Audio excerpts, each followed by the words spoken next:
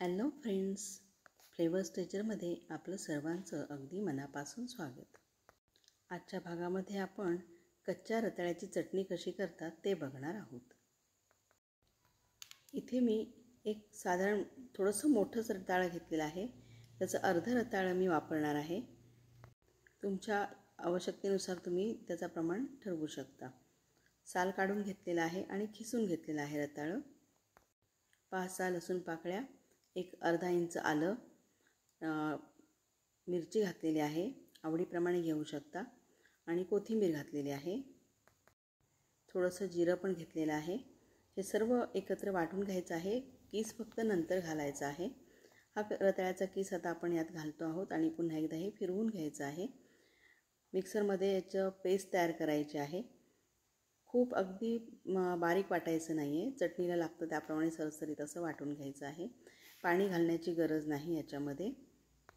गरज पडली तर अगदी थोडंसं पाणी घालू शकता. सगळं झाल्यानंतर आपल्या चवीनुसार त्याच्यामध्ये मीठ घालायचं आहे आणि पुन्हा एकदा फिरवून घ्यायचं आहे मिक्सरमध्ये.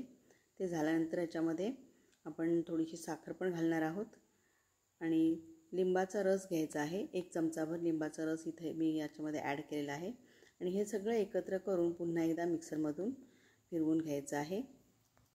त्यानंतर एका भांड्यामध्ये आपण थोडंसं तेल घालून त्याच्यामध्ये फोडणी तयार करायची आहे. मोहरी आणि हिंग आणि थोडंसं कढीपत्ता घालून मोहरी हे केलेलं आहे फोडणी, आणि हे सगळं मिक्स करायचं आहे आणि हलवून चटणी सर्व करायची आहे.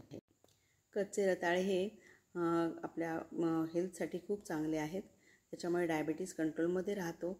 हाय फायबर असल्यामुळे पोट भरलेलं राहतं आणि पचायला वेळ लागत असल्यामुळे आपल्याला पुन्हा भूक लागत नाही. त्यामुळे वेट लॉससाठी सुद्धा चांगलं आहे. व्हिटॅमिन ए भरपूर असतं, त्यामुळे स्किन आणि डोळ्यांसाठीही चांगलं आहे.